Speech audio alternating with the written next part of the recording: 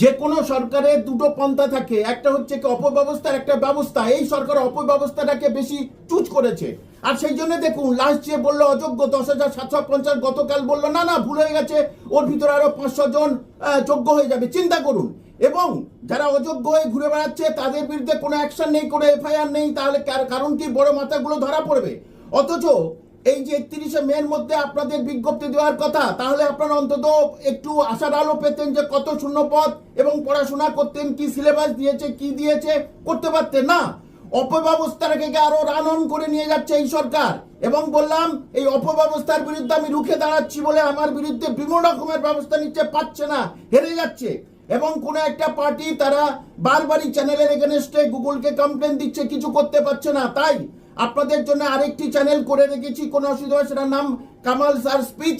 এটা আপনারা ডেসক্রিপশন বক্সে ক্লিক